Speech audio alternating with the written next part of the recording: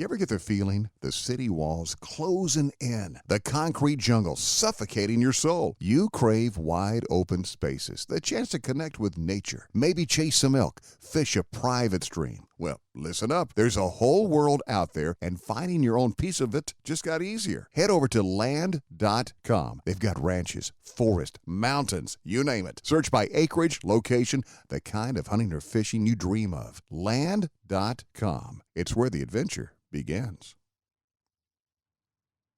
Does this podcast make you happy? Of course it does. That's why you're here. But it only comes out once a week. For happiness every night, you need Adam and Eve. Yes, I'm talking about sex toys. It's cool. You have earbuds in, right? Adam and Eve, America's most trusted source for adult products, has been making people very happy for over 50 years. With thousands of toys for both men and women. Just go to adamandeve.com now and enter code IHEART for 50% off almost any one item. Plus free discreet shipping. That's adamandeve.com, code IHEART for 50% off. What is up, everybody? Corey Hughes, Bloody History. So, today, what we're going to do is we're going to take a break from Marguerite Oswald just for a couple days, and we're going to hop into this document of the New Orleans Conference, 9/21/68. This is between Richard Sprague, who was a government researcher, and Jim Garrison and his team down in New Orleans. So there's four people talking here: Garrison-Sprague and one person from each side. I don't think Bill Boxley is involved with this. But this has some interesting things. It's a rather long document. It'll take us a week or two to get through it, but it's got a couple interesting points in here that are definitely worth the time. So let's just start off. Tell me how the oil people are involved. Garrison then asks, "Oh, really?" "Yeah, that's her objection." Garrison says that she doesn't like the 27. You can forget that. Are we on now? Yeah. Of course, the CIA has been an agent of the oil industry ever since the overthrow of Mossadegh. The oil industry, particularly companies like Placid Oil Company, which is H.L. Hunt, have worked closely with the CIA for years because they are good covers for the CIA in the Mediterranean area. Texaco is one of these in the Caribbean.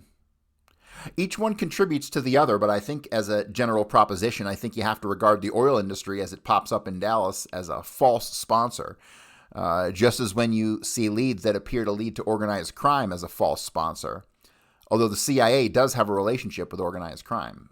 So Garrison doesn't seem to understand their mob-CIA relationship at this point. You can't mutually exclude those.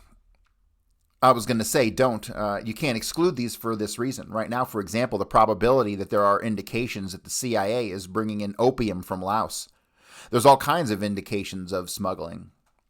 Well, in the Underhill story, involved in gun running and narcotics, you guys should have seen the recent stuff with Underhill. Interesting that they're mentioning him here. Garrison says, "There's no question about it. Eladio Del Valle is also Italian. Remember, he was the guy who got killed in Florida right after the assassination." Sprague says, "You distinguish between oil industries and individuals like Hunt and Murchison, etc."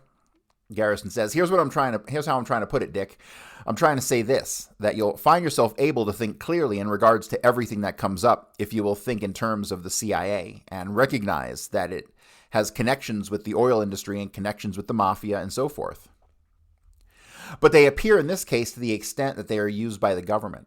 I'll give you an example later on. The reason I say that so unequivocally, in a few minutes I'll read you a list I made of potential witnesses taking the point of view that there may be cover on November 22nd, but no organization of humans can really be covered completely. So if we take all the potential witnesses and look at what they were doing before November 22nd and look at them now to see those might be rewarded.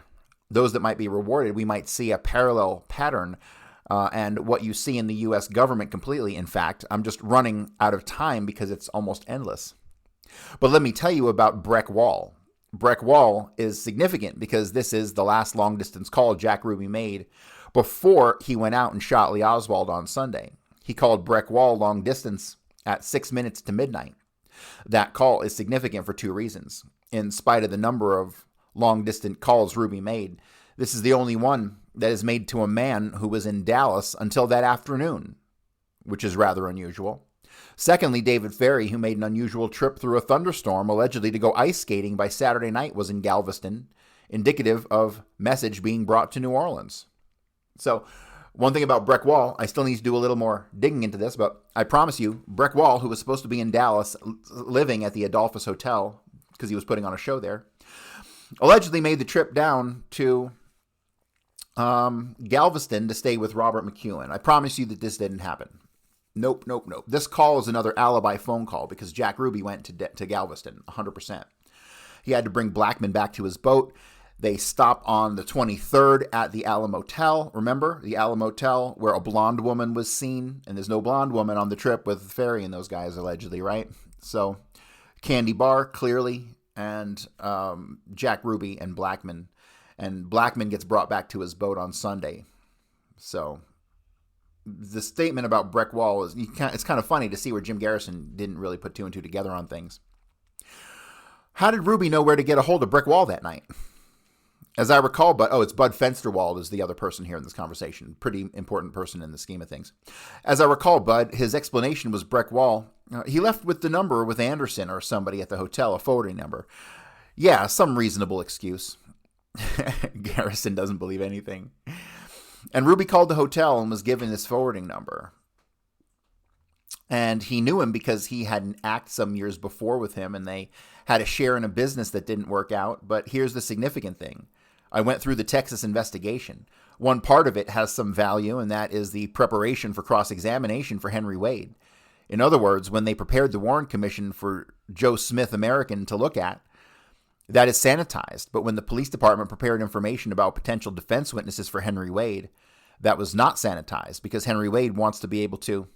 So you have references which Breck Wall gave to acquire business in 1961. One was his stepfather, Thomas McKenna. Another is Forrest Wendell. And the third reference is Earl Cabell. Okay, so let me clarify. Breck Wall going to Galveston, he allegedly stayed with a guy named Thomas McKenna. But there is a point in the Warren Commission photographs where Robert McEwen is listed as Thomas McKenna. So obviously they screwed up there. Thomas McKenna, clearly an alias for Robert McEwen, who lived in Galveston and was involved with gun shipping with Jack Ruby. So this is a perfect place to have another alibi phone call. Oh boy, and there's laughter. And Garrison says, "You like it, okay." And then Deputy Director 4 and Garrison says, in other words, and this is Breck Wall. The guy is a nothing. And in 1961, he's giving the mayor of Dallas as a reference. And just for the record, since we're on, I'll add that Earl Cabell was mayor of Dallas in November of 63. His brother was General Charles Cabell, one of the top CIA organizers of the Bay of Pigs in 61, and an executive to Allen Dulles. Actually, he was acting head of the CIA at the time of the Bay of Pigs, and Charles Cabell is the man who went to Dean Rusk and begged him for air power while the invasion was failing, apparently because the CIA had promised it to those Cubans, and when that failed, he went to President Kennedy and begged him in vain because I think, quite obviously, the minimal response would have been something like the invasion of Berlin or something. It would have opened all kinds of opportunities to the Russians. Anyway, to make a long story short, the Cabells have shown up. The Cabells are coming. Do you like that, Bill? We've got 2 humps to get over. Bill, I'm assuming, is Bill Boxley. Garrison says, but isn't that delicious? You see how deeply hidden that is. Oil business, right wing, NSRP, mafia. But in 1960, they don't know what references are given back in 61. It's another one of those locust points. Yeah, but isn't that beautiful? That's not only CIA. That's an essential CIA connection. Well, you know the tightness of this kind of structure. You talk about the behavior of the investigative agencies. When I was talking to your friend Ragios, one of his deputies out there, he was over in Hall Lipsitz's house. And he was saying that right after the assassination, 2 lab men came from Washington to testify on a local case in Reno. And they were talking at the time about how unusual an investigation it was because no agent was allowed to pursue any kind of lead to its logistical conclusion. Everything was strictly departmentalized. In other words, fill out your little report on this one little aspect and flip it in. To get in line on Hoover, you find every year he goes out to Del Mar in Southern California to the racetrack, and he puts up at the Del Carl Motel. The Del Carl Motel is Clint Murchison. It's owned by Clint Murchison Properties. Hoover freeloads out there to the tune of, he and Tolson, the two of them, the tune of maybe $1,500 a crack. Can you imagine if I ever did that? You know who picks up the tab? It goes on the tab of the Delphi Taylor Oil Company. Now, there's the director of the FBI and Hawk to that bunch. Garrison says, but I thought you'd appreciate the Cabell thing. Sprague asks, what can you do to follow up on that? I'll tell you that in a few minutes. I think I'd like to hear some things from Bill. The importance of it is that it's another brick in the structure. At any time someone comes along and says, gee whiz, can you tell me the names of the guys on the grassy knoll? Then you realize that he doesn't understand. Let me rotate this. He doesn't understand what it's all about. The importance is of the force involved and the motive. And if you start with the fact, just before the Bay of Pigs, let's say in 1960, to take figures gathered by Fred Cook, the military-industrial establishment was receiving $21 billion a year. The leading elements being Lockheed, Boeing, General Dynamics. And then you jump to 63 and see John Kennedy with no real warning except the preceding year in the process of ending the Cold War, meaning ending the $21 billion and ending the war in Vietnam. And then you can see the assassination as essentially an economic proposition. You can understand it completely, and you can see the whole role of the government in it. As to what individuals they use, that's irrelevant because they were probably killed outright afterwards. And furthermore, they have so many professional killers, they could have been former SS or brought over from Vietnam. It doesn't matter. They are faceless. They probably don't have their names in their own books. Total bullshit. Like Lawrence. And Garrison says, like Lawrence. Sprague says, even Ted Kennedy used that expression. Faceless, yeah. Garrison says, but the important thing is to recognize the role of the government. Now, to go on from Cabell, in a few minutes, I'm going to give you an example of how the government is unavoidably involved through its intelligence structure in the assassination and after the assassination, and rewarding witnesses who don't talk. My answer, to sum it up, is it adds to the structure. It's like playing chess. You don't really start playing chess until you learn to think of it as a game of structure. When you start thinking of structure, then you start moving ahead, and the same is true of this case. The thing to do is to develop a structure and hope that you can keep alive while you're developing it. You ever get the feeling the city walls closing in, the concrete jungle suffocating your soul? You crave wide open spaces, the chance to connect with nature, maybe chase some elk, fish a private stream. Well, listen up. There's a whole world out there, and finding your own piece of it just got easier. Head over to land.com. They've got ranches, forest, mountains, you name it. Search by acreage, location, the kind of hunting or fishing you dream of. Land.com. It's where the adventure begins. Does this podcast make you happy? Of course it does. That's why you're here. But it only comes out once a week. For happiness every night, you need Adam and Eve. Yes, I'm talking about sex toys. It's cool. It's cool. You have earbuds in, right? Adam and Eve, America's most trusted source for adult products, has been making people very happy for over 50 years. With thousands of toys for both men and women. Just go to adamandeve.com now and enter code IHEART for 50% off almost any one item. Plus free discreet shipping. That's adamandeve.com, code IHEART for 50% off. And then people it. We're beginning to people it. Yeah, this is where we are now. We're peopling it. Sprague says, I couldn't agree with you more, but I think if you could add another brick to that brick, I can give you about 15 more bricks in other areas, but the point is, this is the first brick that really connects with Allen Dulles, who obviously is a key man on the commission. Incidentally, we've gone through the minutes of the early meetings of the Warren Commission. Have you seen that? I've got them right here. I was just rereading them. All it does is indicate that most of these men are awfully fuzzy-minded about what is happening, with the exception of Allen Dulles. And at one of the early meetings, and this is very significant, he doesn't say much but keep in mind the Cabell thing, and keep in mind Allen Dulles' public statement that the Warren Commission inquiry should not be published because Americans don't read. That Democratic statement, he's not a fascist. He doesn't say much, but then all of a sudden, I think it's during the first or second meeting, he says, all of these assassinations of American presidents are all alike. He says they form a pattern. They follow a pattern, he says, and I've located a book which tells about this, and obviously Garfield, McKinley, and other helpful leads, and he says, I'm sorry, I just have it in pocketbook form, and all the others say, well, that's all right. So he hands one to each of them, and that's the way the Warren study begins. An employee picked him up, said, how about Lincoln? And at that juncture, he said, well, that's in true, but one man so dominated it wasn't really a conspiracy. Except everybody believed it until 1980. And there's laughter. And that's funny because this is still, they're in 1968. But anyway, the point is that Cabell is the first one leading, I think, to the top structure of the CIA, and I can show the others leading to the government later on. McCloy was fairly bright during this thing too, said Fensterwald. What about McCloy? Did his attitude shine through? Garrison says, no, McCloy seems to ask good questions and be generally curious. My impression is that it also seemed to me that he was subtly directing the thing the same way that Dulles was, and that they had been meeting privately to lead everybody down the garden path.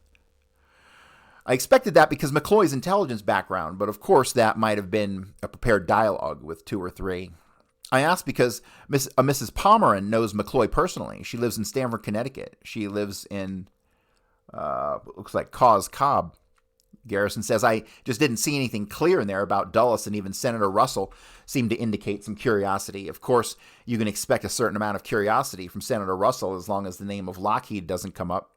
They built Lockheed in Marietta in Georgia, and they have so much defense industry there that the moment the defense industry came up, it's very much involved too, the company, then I think you would have had a reaction. So what you have in the Warren Commission was a group which you could count on to defend the forces that assassinated the president if any problems developed.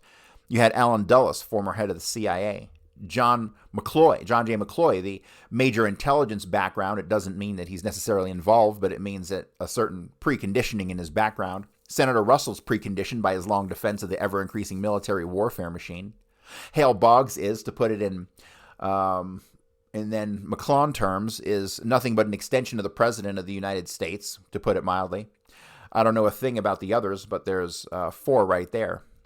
Ford is well known as the best friend to the CIA in the House, so that's five. That's the whole crowd right there, said Fensterwald.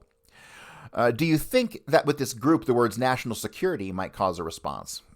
Garrison says, yeah, national security is the magic word with that group. Bill, why don't you take over? And yeah, he's talking to Bill Boxley. Let us know some of the material you've developed linking the three. I think everybody here realizes that what was accomplished was the elimination of all eloquent opponents of the Vietnam War, but I think you have some new material. There's a consistency in the victims, that's for sure. I have some too, Jim. Yeah, Dick's got some real grabby material. Nobody, I mean General Walker, never gets killed. I can reproduce any of this, and that's of interest to you on Monday. My basic approach to the book is to, is this on linking the three, Bill? Yeah, the working title, which is going to be changed if I have anything to say about it, is A Conspiracy of Assassinations. You find a very, what police would call modus operandi here. You know, if you had a string of bank robberies, you always had certain little things that seemed to happen the same way. Well, you would assume that they were connected and investigate in that manner. I brought in the gal here some interpretations of that stuff to call a wet affair. One of the real interesting things, Jim, is we will get into it later when we discuss the Mexican trip, but here, you know, Oswald's classified documents, Oswald's safety deposit box in Laredo, Houston, and Dallas. What? Safety deposit boxes? They never did understand that. So it looks like, let me reread this paragraph. One of the real interesting things, Jim, is we will get into it later on when we discuss the Mexican trip. But here, you know, Oswald's classified documents, Oswald's safety deposit boxes in Laredo, Houston, and Dallas. What? Safety deposit boxes? They never did understand that. When you start getting into the Nagel, it's Richard Case Nagel angle, well, then you start understanding. You ever get the feeling the city walls closing in, the concrete jungle suffocating your soul? You crave wide open spaces, the chance to connect with nature, maybe chase some elk, fish a private stream. Well, listen up. There's a whole world out there, and finding your own piece of it just got easier. Head over to land.com. They've got ranches, forest, mountains, you name it. Search by acreage, location, the kind of hunting or fishing you dream of. Land.com. It's where the adventure begins. Does this podcast make you happy? Of course it does. That's why you're here. But it only comes out once a week. For happiness every night, you need Adam and Eve. Yes, I'm talking about sex toys. It's cool. You have earbuds in, right? Adam and Eve, America's most trusted source for adult products, has been making people very happy for over 50 years. With thousands of toys for both men and women. Just go to adamandeve.com now and enter code IHEART for 50% off almost any one item. Plus free discreet shipping. That's adamandeve.com, code IHEART for 50% off.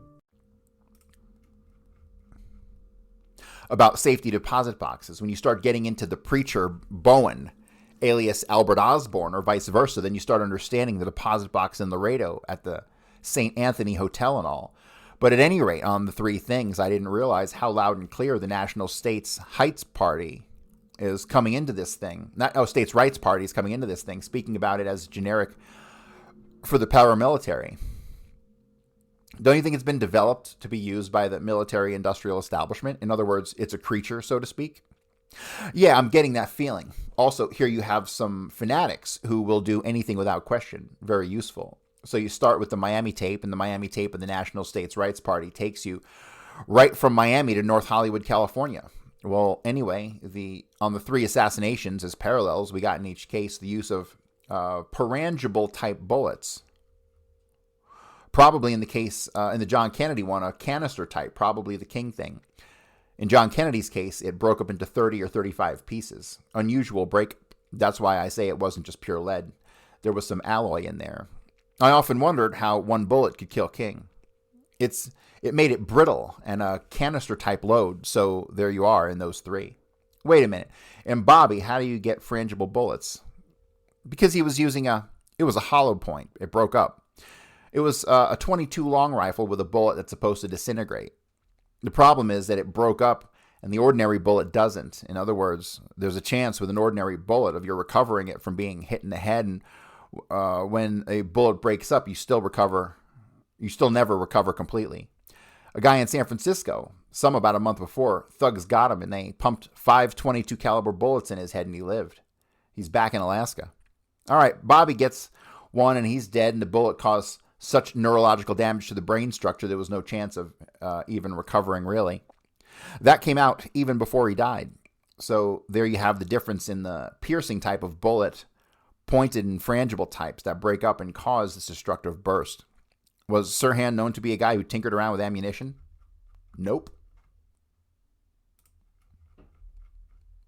You know, there are a whole bunch of these nuts around who make their own ammunition. There's no evidence of that. The only time this is when a guy was out with that gun range in San Gabriel. Here's another parallel. Fensterwald says you'd have to have equipment to do this. You can't just make ammunition with some minimal equipment.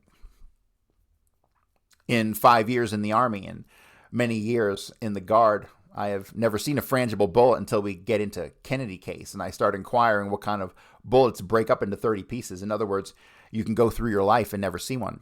Well, it's favored by paramilitary types, guerrilla warfare. It's against the Geneva Convention.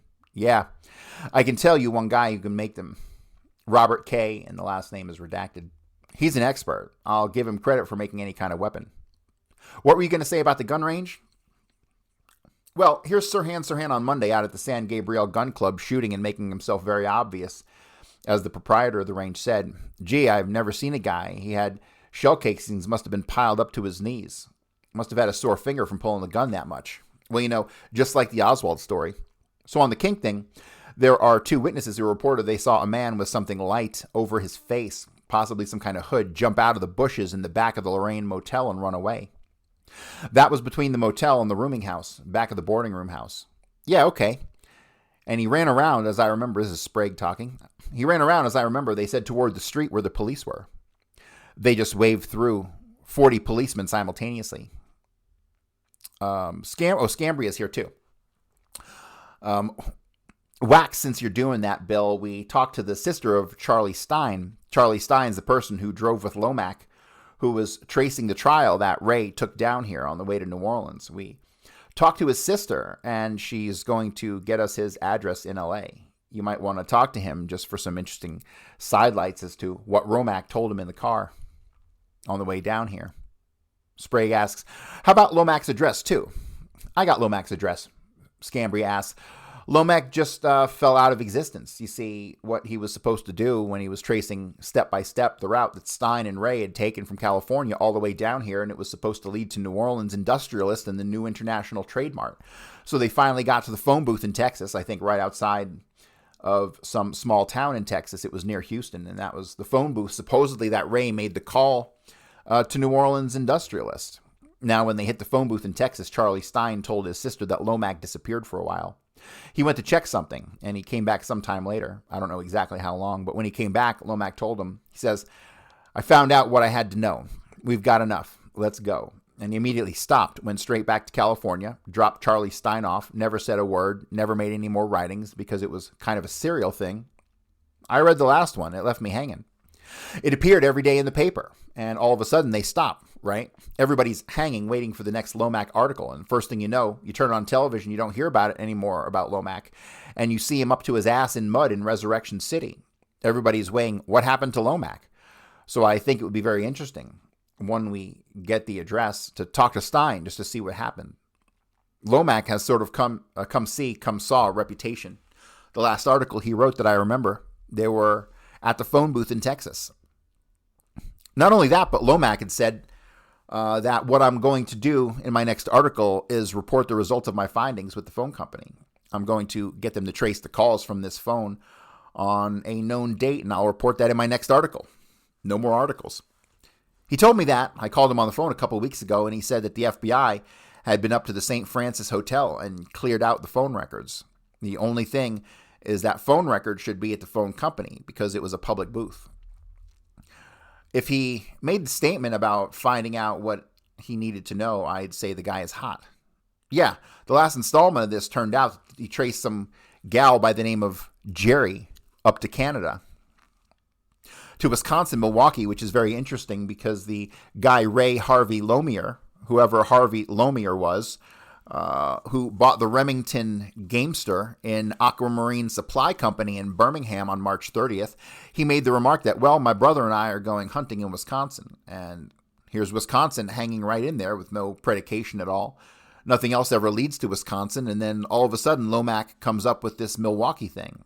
And that was the end of his installments. Did you talk to him? How long ago? 3 weeks. Is he released to Alan Lomax, the folk music guy? Oh, is he related to Alan Lomax, the folk music guy? Is Alan Lomax white? Yeah. Well, Lou is a Negro. The question is, why wouldn't he talk? Would he tell you or anybody else? Lomac? Yeah. Well, I don't know. He's a funny guy. He was associated with Ramparts magazine in the early stages as a contributing editor or something, and it appears that we were also heavily involved in a movement, and according to Ed Keating, Lomac went south with some money. Also, his television program, when he goes on vacation or is away, why he has John Russello sit in for him, former Birch Society. Lomac is an odd cat, a very odd cat. He was writing unusually interesting articles about the details about the Charlie Stein trip until they got the word from the government through the FBI in San Antonio, and then he stopped cold. So San Antonio has popped up a couple times in my Oswald research, and I don't know why. John Pick was living there, stationed with the Air Force at the time of the assassination. Myrtle Evans mentions that she thought that Marguerite and Lee had come from San Antonio, possibly, or Fort Worth before they moved into the St. Mary address. So San Antonio has been popping up, and I don't know why. Anybody has any intel on San Antonio, please send me a message. Do you think that's what's up? Yes, I can't remember at the moment where I got the information or where we lined up to meet. I think I got it from Hulk May, a local reporter who made arrangements for us to meet Lomax, whom he did know. And I said, what on earth happened to him? We waited to meet him and so forth. And he said that at San Antonio, when they arrived, the FBI intercepted him and said, we want your notes. And as everybody seems to do now, he produced his notes and handed them to the Bureau. And that was the end of that. Who was that? Lomac. In other words, that was the end of the track, the end of the articles, the end of his notes. Well, see, according to what Mo was saying, well, he comes back, outside of Houston at the phone booth. They are trying to retrace the steps. He says, I found out what I want to know. Then he goes back to California. Scambria then says, I don't know if that's the exact words, but it's something to that effect. I found out what I wanted to know. I've seen what I had to see, or something to that effect. He just automatically went back to California. In the beginning, they were going to trace it all the way to New Orleans. In the last installment where he left off, he talks about a sudden development, apparently, that he got by phone, because here he is out in the middle of Texas. You're reading alone, and then all of a sudden happened on the end that this sudden development, and he's looking for this girl named Jerry who hung around the Rabbit's Foot Club in Hollywood Boulevard. Ray supposedly had this incident creating this anti-Negro image, that he was dragging the girl out of the bar saying, "I'll take you down to Watts and show you what niggers are really like." See, these incidents, everybody's head turns, and so he's looking for this Jerry. So he made a phone call and apparently found her in Milwaukee. Here's Milwaukee out in left field, and now where did that come in? Well, very interesting. The Aero Marine Supply Company in Birmingham is where that Remington rifle was purchased. It was purchased on the 30th of March by a man using the name Harvey Lomier and dropping the remark, "My brother and I are going to Wisconsin to hunt." So apparently there's something cooking in Milwaukee on this thing. You ever get the feeling the city walls closing in, the concrete jungle suffocating your soul? You crave wide open spaces, the chance to connect with nature, maybe chase some elk, fish a private stream. Well, listen up. There's a whole world out there, and finding your own piece of it just got easier. Head over to land.com. They've got ranches, forest, mountains, you name it. Search by acreage, location, the kind of hunting or fishing you dream of. Land.com. It's where the adventure begins. Does this podcast make you happy? Of course it does. That's why you're here. But it only comes out once a week. For happiness every night, you need Adam and Eve. Yes, I'm talking about sex toys. It's cool. You have earbuds in, right? Adam and Eve, America's most trusted source for adult products, has been making people very happy for over 50 years. With thousands of toys for both men and women. Just go to adamandeve.com now and enter code IHEART for 50% off almost any one item, plus free discreet shipping. That's adamandeve.com, code IHEART for 50% off. Didn't he have another article that followed? Yeah, he traveled at the Royal Hotel on Michigan Street, and she was supposed to be staying there under an assumed name with another man who looked something like Ray, but after that phone call, they checked out and disappeared, and that ended Lomax's series. Actually, the articles were pretty corny. They tried. All right, this is the beginning of tape number 2. And this is, it's going to be Garrison, Bill Turner, Bud Fensterwald, and Richard Sprague. I don't know who Bill Turner is. That's Bill Turner, William Turner. I don't know. Turner says, of the Washington Star, you can take this as a bureau version of events. At any rate, in that article, I think there's a little lapse there, because Leary said of the Remington rifle, he said, but there were problems. Fingerprints on the rifle were too indistinct to be of immediate use. But you get cured of a bone break filing an affidavit at the extradition hearing, saying it takes too long. He goes, I found one print on the rifle and one on the sight and also on the binoculars, which were discovered with the rifle. I compared them with the fingerprints of James Earl Ray. I find they belong to one and the same individual. So the indistinct prints become very distinct. You got a bit there about 2 sets of fingerprints being sent down from jail. Yeah. They admit mistakes in the initial set. If it was a mistake, and everyone laughs.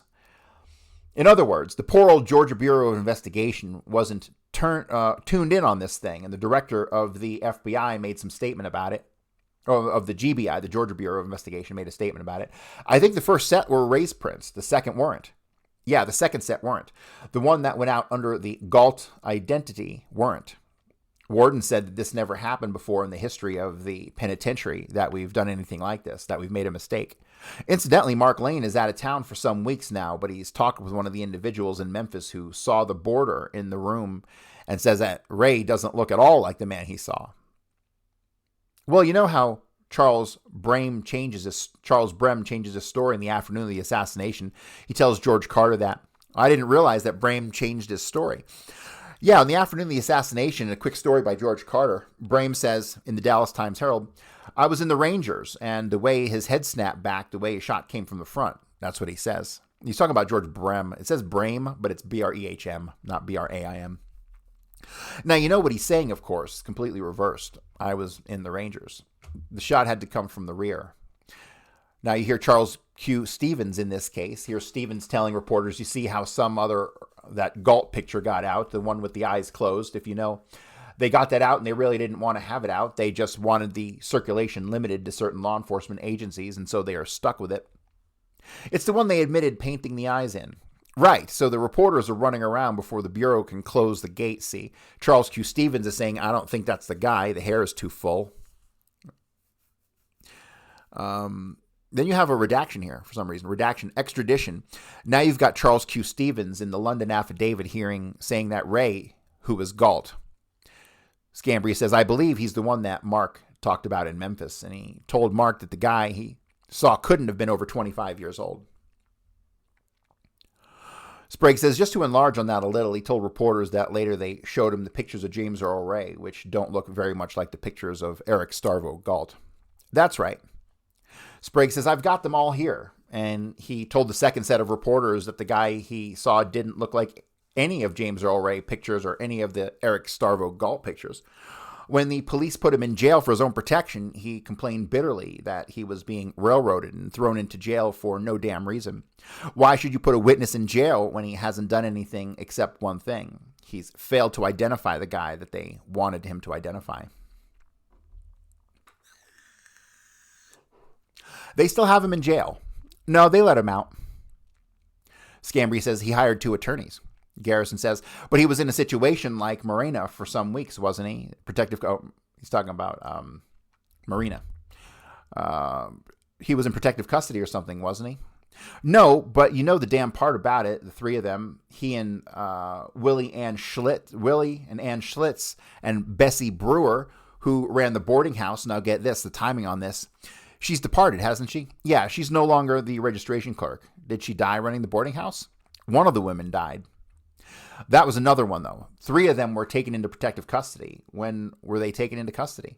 After Ray was apprehended. Now, the reason for protective custody is to protect witnesses from, people involved in crimes. If Ray was the lone assassin, why would they need protective custody after he's apprehended? I'll tell you why. To protect them from reporters who might show them a few pictures. Well, that's a point. Before that happened, I'm going to go into the Jim Paley story.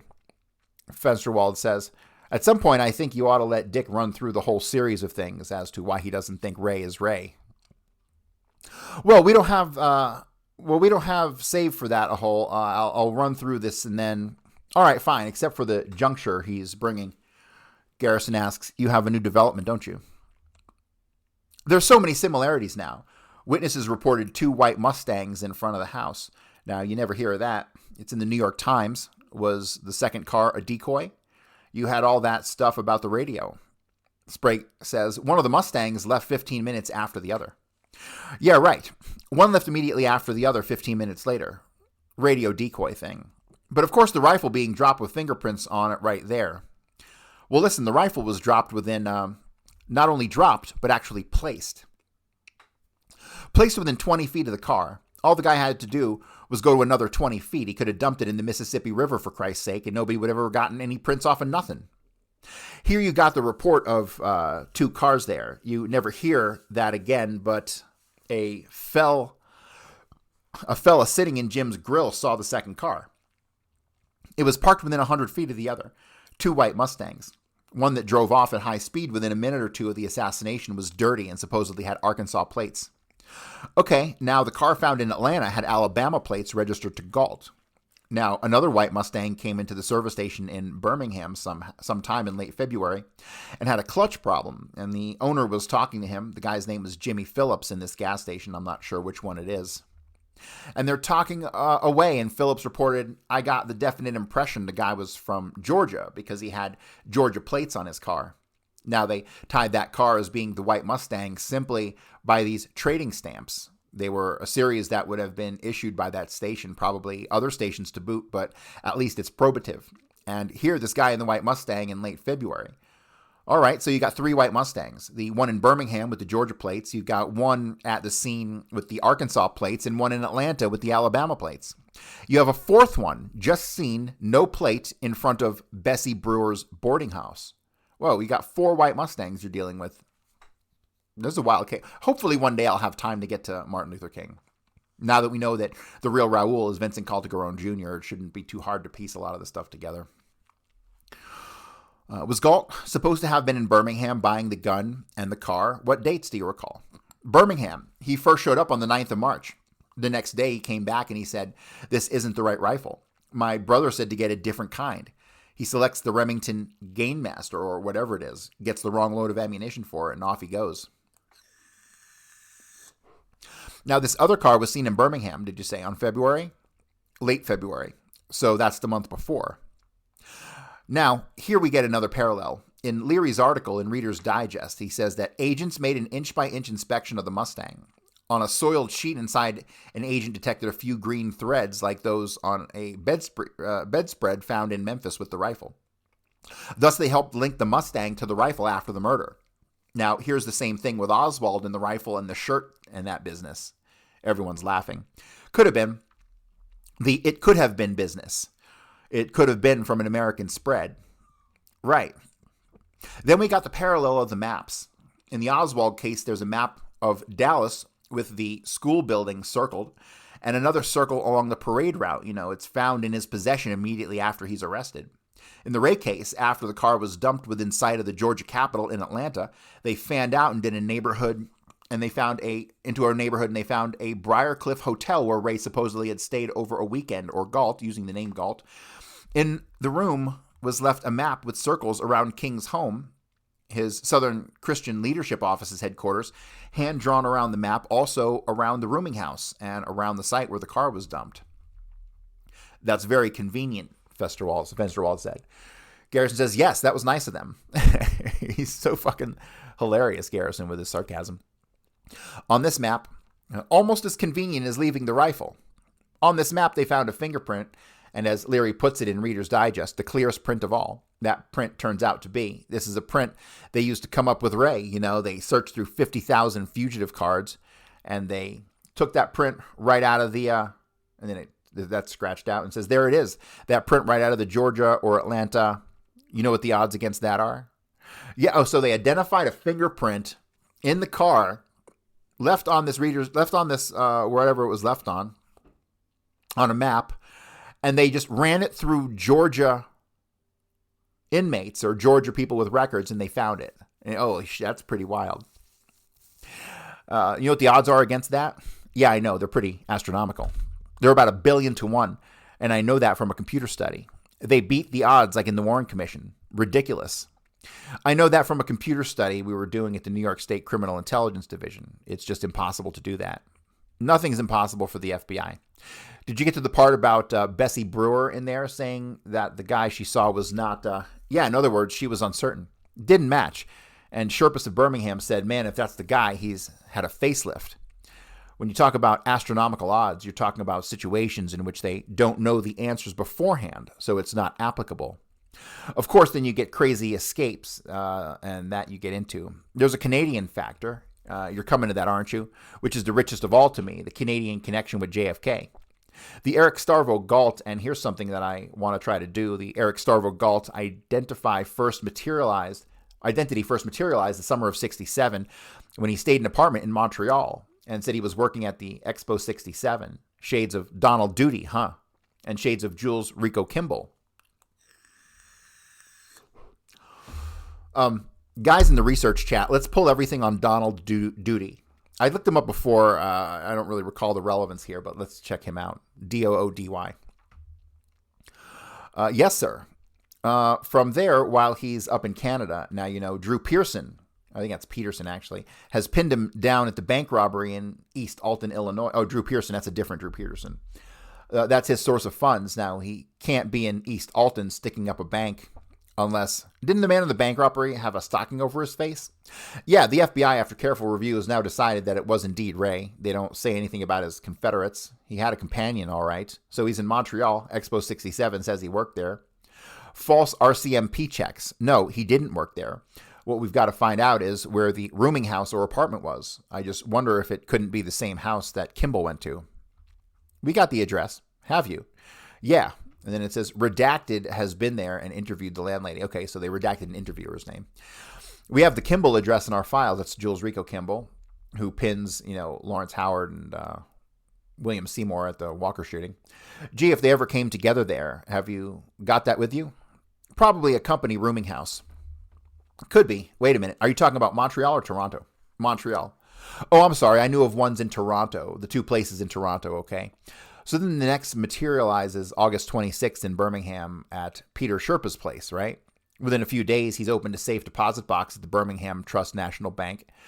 Here we go to the safe deposit boxes kick in again. He's answered an ad, and the used car section of the newspaper plunked down $2,000 cash to the amazement of the white Mustang owner. Downtown Lincoln Mercury. Yep, and here he is at the boarding house. No one knows what he's doing but Chirpa's Economy Grill and Rooms. Sprague says, the guy who was there looks nothing like any of those pictures, according to Chirpas. The very last thing he did before he left Birmingham was to go to the post office where he had his safety deposit box. The very last thing he did. Post office. Scambria says, well, wherever he had the safety deposit box, the Birmingham Trust Company. Scambria says, well, the last thing he did was go there before he left town. Always a safe deposit box, said Garrison, and frequently a postal box. Yeah. Now, while he's there, he received a package from Chicago, a large package, over 2 foot long, and it's bulky, and everyone laughs, saying handle with care, explosive. According to Chirpas, well, Galt made the remark it wasn't the right merchandise, and Chirpas last saw him talking it out and putting it in the trunk of his car. All right, now he leaves there, checks out to Birmingham, I think, in October sometime. On the 6th or 7th, he checks out of the economy room, right? What year? 67. Here, there's from August. He's there for 6 or 7 weeks. Early October, he checks out of there. And there's a few days hiatus, and Galt appears in Puerto Vallarta, Mexico. We don't know for how long he's there. Maybe we can check with the Mexican police and find out. And then he shows up in early November in Los Angeles and starts taking dancing lessons in Long Beach and attending a bartending class. Dancing or bartending or both? Both. He went to a national dance studio and an international bartending school. What's real interesting at this point was that I talked with a guy whose name is J.L. Moore, who lived in St. Louis. He said he lived out of the general vicinity of Ray's Brothers Tavern. He said he knew a guy by the name of Bill Williams, who was part Indian. He said he had some oil rights in Oklahoma, Shreveport, Louisiana, was a real racist, and he had a lot there that he would bring cars and fix them up, or he had cannibalized parts, this kind of thing. He'd recondition old cars and then get them running again. Moore said that one time, he pegs it around mid-November, Ray showed up there and Bill Williams introduced him as Ray. And he said Ray was sort of a pleasant guy. He never said much. And every time he'd be with Williams and Moore would come over with why Ray would go back. He was fixing up an old Nash Rambler to try to get it into running condition. Did he look anything like those pictures? Yeah, he said he looked most like the one where he was arrested in 59 for armed robbery. You ever get the feeling the city walls closing in, the concrete jungle suffocating your soul? You crave wide open spaces, the chance to connect with nature, maybe chase some elk, fish a private stream. Well, listen up. There's a whole world out there, and finding your own piece of it just got easier. Head over to land.com. They've got ranches, forest, mountains, you name it. Search by acreage, location, the kind of hunting or fishing you dream of. Land.com. It's where the adventure begins. Does this podcast make you happy? Of course it does. That's why you're here. But it only comes out once a week. For happiness every night, you need Adam and Eve. Yes, I'm talking about sex toys. It's cool. It's cool. You have earbuds in, right? Adam and Eve, America's most trusted source for adult products, has been making people very happy for over 50 years. With thousands of toys for both men and women. Just go to adamandeve.com now and enter code IHEART for 50% off almost any one item, plus free discreet shipping. That's adamandeve.com, code IHEART for 50% off. Sprague says, they all look the same to me. He said he looked like that one. He said he definitely did not look like this. One thing impressed me. He just wanted to make a point. By the time the man is picked up in London, he seems to have acquired a great deal of polish, both in manner and appearance. If you're judging by these pictures, don't, because these were before he got to London, believe me. But certainly in a manner, he was cosmopolitan sort of fellow. Here's Galt running around with $2,000 cashed out Mercury, spinning off $20 bills, got a prostitute cooking regular, paid $420 for a lockpicking correspondence course, $400 for the bartender course, And Puerto Vallarta is not the cheapest place in the world either. If the identification of Moore is correct, we've got poor old Ray trying to get an old beat-up Nash Rambler running condition in November and early December. When did he run into the... when did the ad run in the Los Angeles Free Press? I'm not sure. In the spring. So that's what we're getting to here now. We get to an interesting point. There's a fellow by the name of Morris who is a reporter on the Covington, Tennessee newspaper, and he said that he's an informant who's a jailer in the Shelby County Jail for years. He's reliable. His informant said that Ray admitted that he was in Memphis on April 4th, that he had come there about a week beforehand with what he calls underworld associates, whatever that means, and that they never discussed King. Their whole talk was how to get him out of the country because he said, I was a fugitive. And the jailer says to him, well, what about your fingerprints being on the rifle? If they were on the rifle, that didn't mean they were put there that day, he said. Very interesting. Has the man made that story public yet? No, he hasn't. He probably doesn't want to get involved. No, I know he's gone to Fawcett Publications with it. I was interested in it, but no one else was at Ramparts. It was considered a self-serving statement that I didn't kill King, but I was in Memphis. I think it's sort of an interesting news myself. So then he takes a trip with Stein. A trip with Stein? Scambria says, down here. Eric Starvo Galt. Yeah, I'd forgot. Sure. That was in February. I'd like to know what Stein says about the pictures. December. Yeah, that's it. We don't know. Reportedly, he's identified, but the sister says no. Scambria says, well, when we talked to the sister, she said that we went out there and he showed her pictures of Galt in the paper. And so she said that when they came to the house that Charlie introduced him to her, and Charlie said something like, he introduced him, but he kept his head down and never looked at her, and she never got a good look at his face. But after he was arrested, she talked to Charlie, and Charlie said that was the person they arrested in London, was the same person that made the trip down from California with. Now, how would he know that? Because the only pictures published of that after he was arrested were those, and they were taken a long time before. There were never any photographs of the guy in London. The inference is that it was taken in London. Yeah, that's right. The pictures were taken along, and then it cuts off. He probably kept his face down because he didn't want her to see that he didn't have any pupils in his eyes, and everyone starts laughing. Or the pupils are all they could see. Saying he's a druggie. You like the geographical proximity factor. Get this.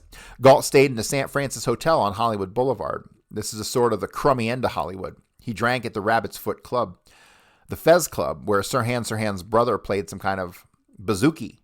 It was only blocks away from Vermont Avenue, where this right-wing preacher stayed. The St. Moritz Hotel was only blocks away on Sunset Boulevard. Post office box was only blocks away at the Sanborn Street station. Out of that whole metropolitan glom, there they wind up within blocks, all this activity. A relevance which might not be clear now. That's how we got started in New Orleans. It's just a tendency for human beings to want to be in familiar areas. What did Dick Lubeck give you? This is Garrison asking. He indicated that he had given you something but couldn't mention it on the phone. There's a reporter for the Hollywood newspaper down there by the same name of Fernando Lora, Spanish-speaking guy. He had been obsessed with this girl in the polka dot dress, and I had talked to him on the phone.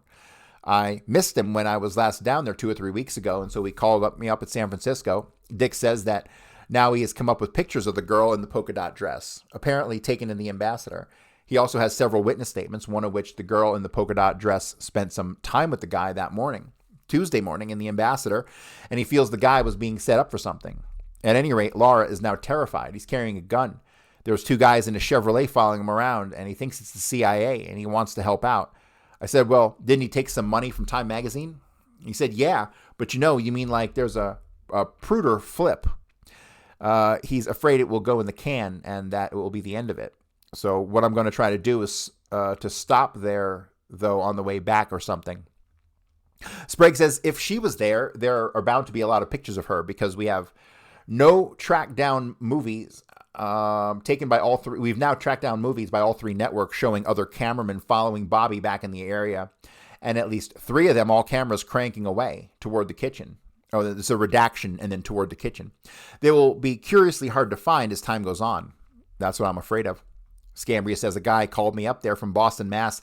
He said he was sitting down and they were showing the tapes of the Bobby Kennedy acceptance speech right before he was shot, and he said, about 4 or 5 feet away from Bobby Kennedy is this girl in a distinct polka dot dress.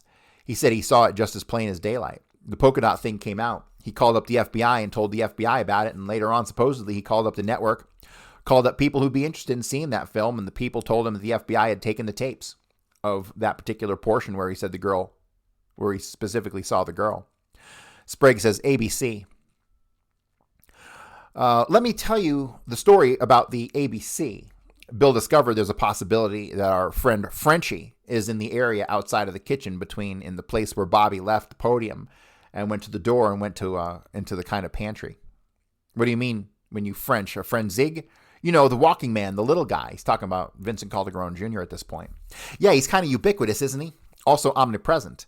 Bill's picture of him will tell that part of the story. Sprague says, within hours of Bobby being hit, well, 2 women independently called me, remembering me being on television and all, and said that picture of the sharp-faced fella in Dealey Plaza picture. I saw him at the Bobby Kennedy thing. He was with some girl. He had this look on his face. He was looking around. He wasn't even looking at Bobby, and all of a sudden he turns out and goes, I said, where was this? Well, back going into the pantry area, I said, how can... And well, you know, he's pretty distinctive looking. Let's face it. He's got the mean look on his face, that sharp nose and everything.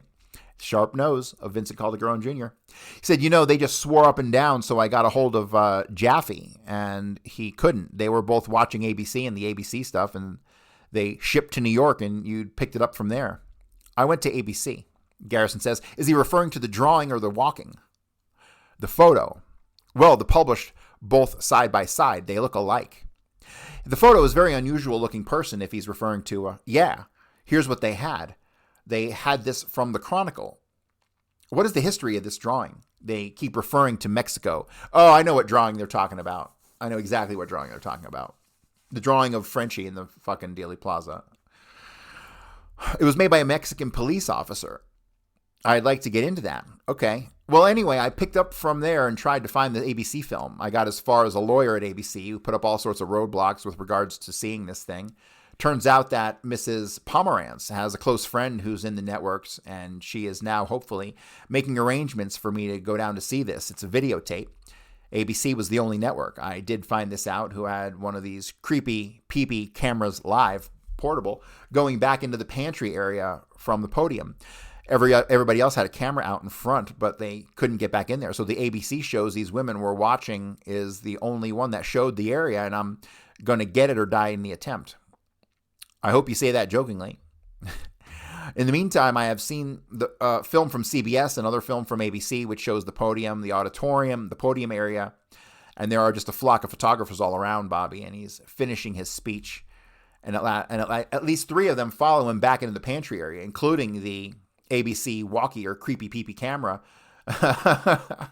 There are bound to be some pictures unless they have all been confiscated of the area. And of course, it could be that the people who would like to suppress these films don't know yet that they should.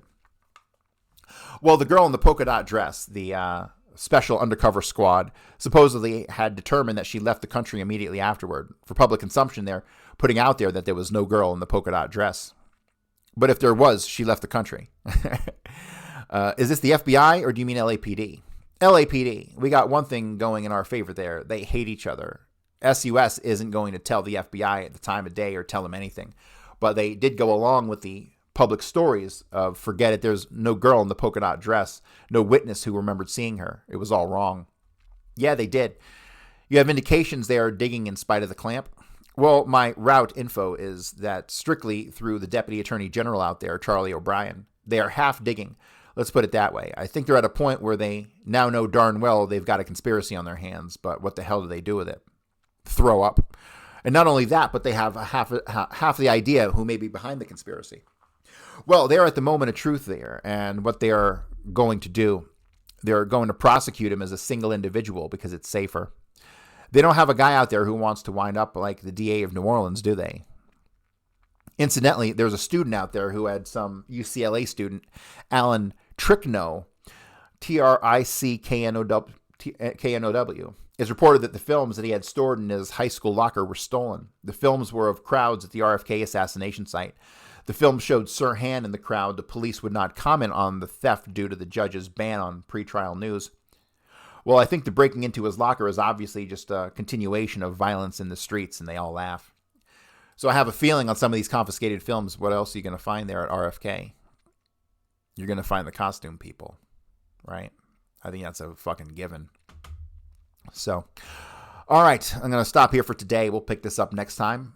And yeah, this has been a pretty interesting document, and I'm really appreciating the information in here. We're going to get some more stuff in here connected to Kennedy. So we'll pick this up later. Thanks, guys.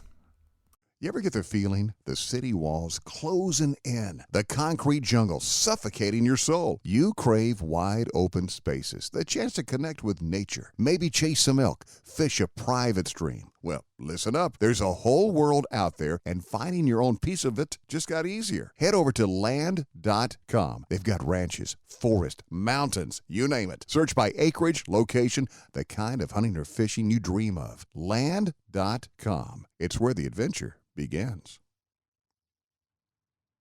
Does this podcast make you happy? Of course it does. That's why you're here. But it only comes out once a week. For happiness every night, you need Adam and Eve. Yes, I'm talking about sex toys. It's cool. You have earbuds in, right? Adam and Eve, America's most trusted source for adult products, has been making people very happy for over 50 years. With thousands of toys for both men and women. Just go to adamandeve.com now and enter code IHEART for 50% off almost any one item. Plus free discreet shipping. That's adamandeve.com, code IHEART for 50% off.